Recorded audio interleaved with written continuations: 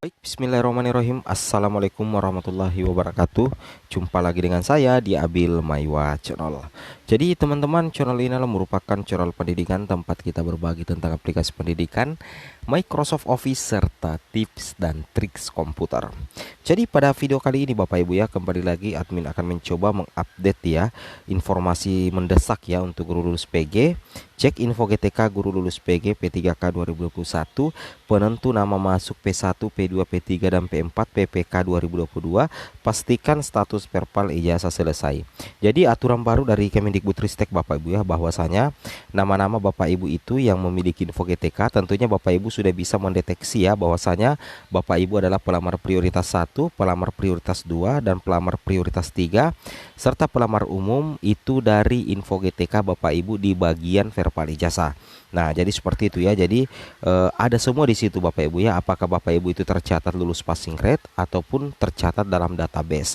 Dan tentunya Bapak Ibu itu harus memastikan bahwasanya status verbal ijazah Bapak Ibu itu harus persis selesai ya, dan statusnya dikunci tentunya.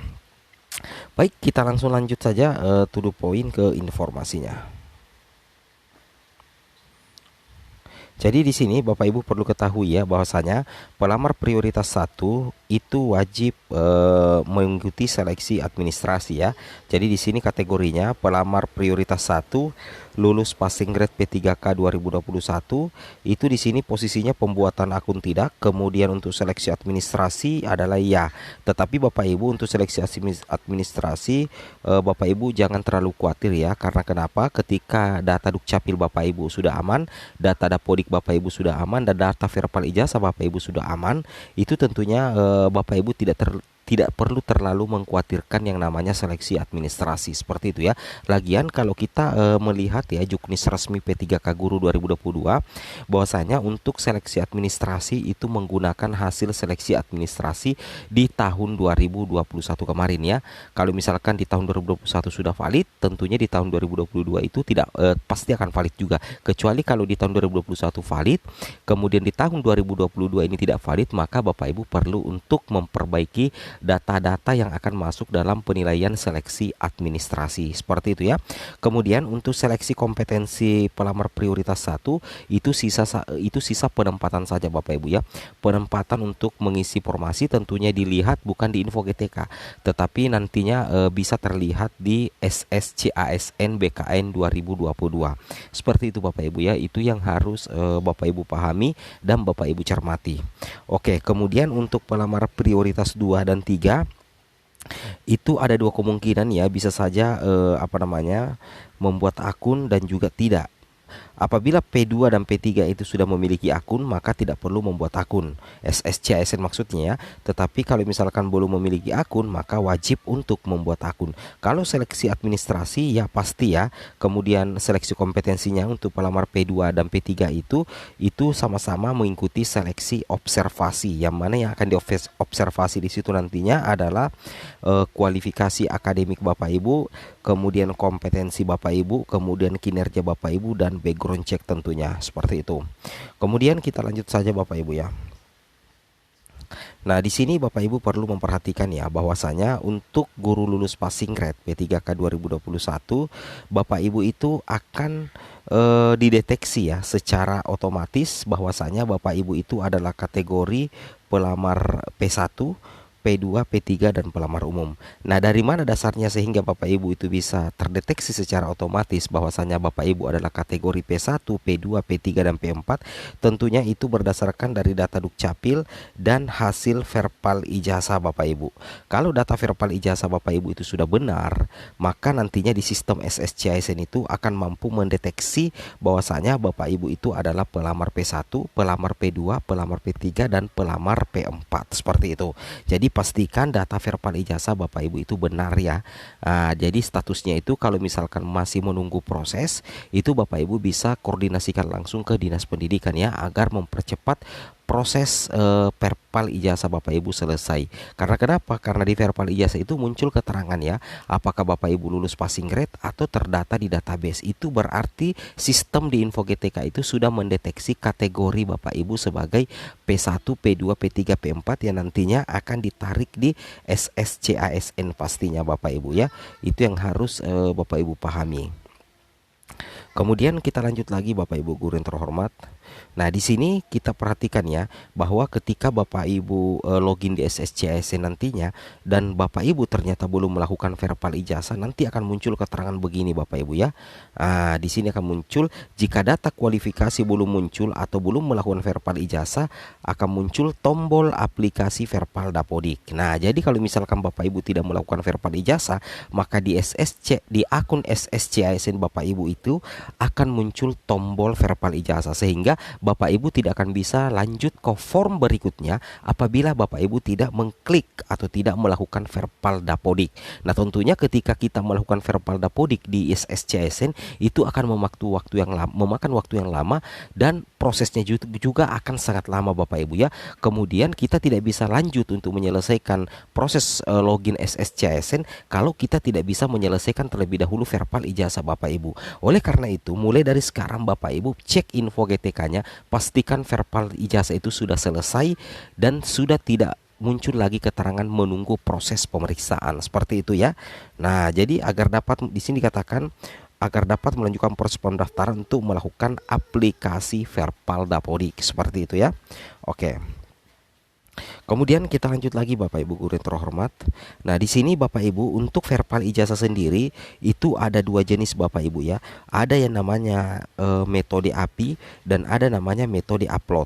Nah, ini ada dua kemungkinan ya. Apabila Bapak Ibu metode API, maka Bapak Ibu tidak usah mengupload ijazah S1 Bapak Ibu karena data Bapak Ibu itu sudah terekam secara otomatis di PD Dikti. Tetapi kalau misalkan Bapak Ibu harus menggunakan metode upload, berarti ingat ya, Bapak Ibu harus mengupload ijazah asli, scan ijazah asli Bapak Ibu. Kenapa menggunakan metode upload?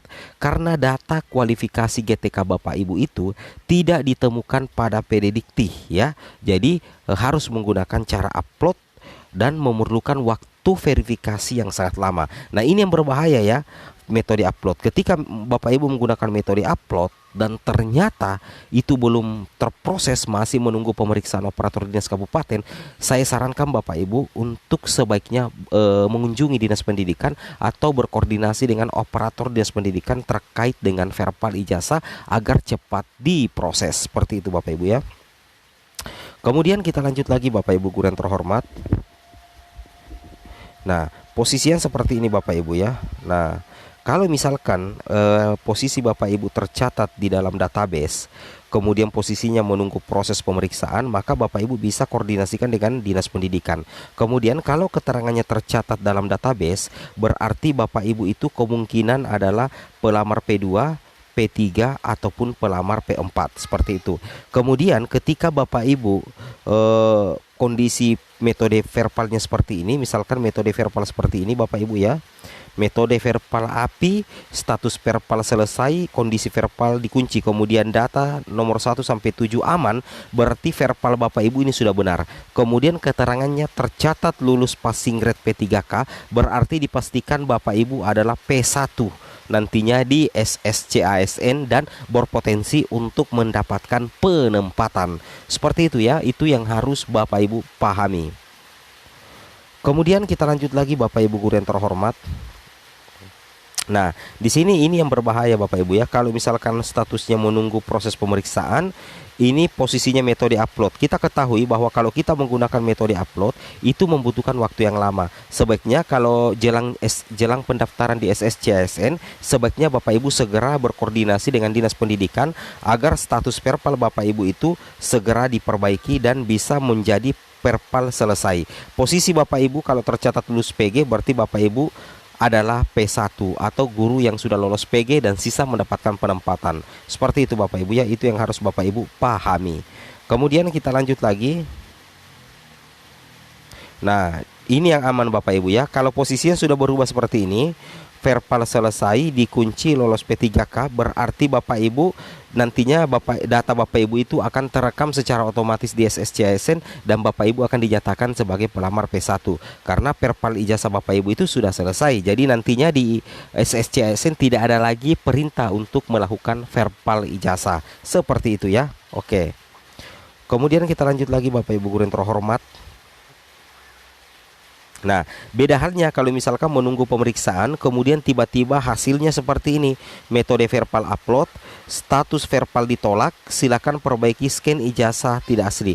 Jadi kalau misalkan status Verpal Bapak Ibu ditolak, berarti kemungkinan besar karena Bapak Ibu menggunakan metode upload, berarti scan ijazah Bapak Ibu itu buram atau Bapak Ibu men-scan bukan ijazah asli. Jadi sebaiknya scan pakai ijazah asli Bapak Ibu ya. Oke. Kemudian kita lanjut lagi.